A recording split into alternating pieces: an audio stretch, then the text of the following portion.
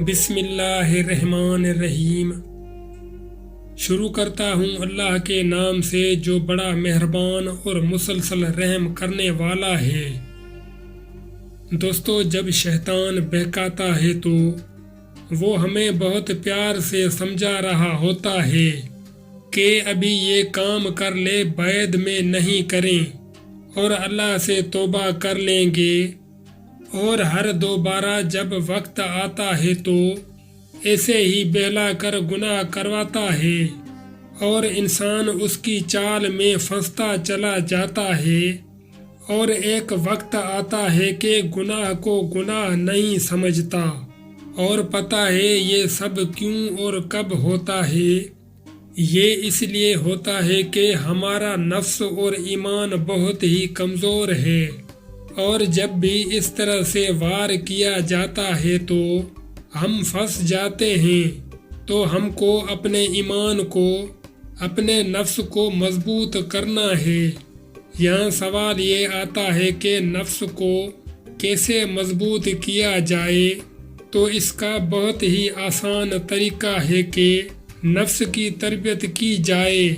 ایمان کو مضبوط کرنے کے لیے اللہ سے رجوع کیا جائے، معمولی سے گناہ کو غلطی اور غلطی کو غلط سمجھا جائے اور اس کو وہیں روک لیا جائے۔ درود کلمہ ہر وقت زبان پر رکھنا چاہیے، ورد کلمہ ہر وقت زبان پر رکھا جائے تاکہ ایمان مضبوط رہے۔ استغفار کو معمولی بنایا جائے۔ یہی نفس کو اور شیطان کو شکست دینے کا بہترین طریقہ ہے۔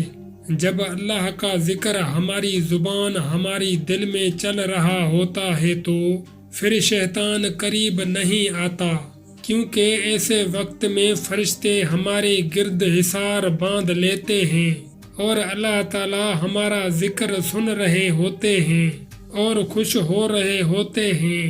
گناہ کے کام میں شیطان انسان کو ایسی لذت دیتا ہے کہ انسان مجبور ہو جاتا ہے گناہ کرنے پر، اور اللہ نے انہی بندے کے لیے توبہ کا راستہ آخری سانس تک کھلا رکھا ہے، اور جب بندہ شیطان کو شکست دے کر اللہ کی طرف رجوع کر لیتا ہے تو اللہ بھی اپنے بندے کی توبہ قبول کر لیتا ہے، کیونکہ اللہ تو ہماری نیتوں کو، ہمارے دل کو دیکھ رہا ہوتا ہے۔ تو ہمیں ہر لمحہ توبہ کرتے رہنا چاہیے کہ ہم جانے انجانے بہت گناہ کر لیتے ہیں، تو اپنے رب سے توبہ کرتے رہو اور گناہ کو گناہ ہی سمجھو، نیکی کو جلد کرو اور اللہ کی رحمت پر یقین رکھو، اور اللہ کی رحمت اس کی غضب سے زیادہ ہے۔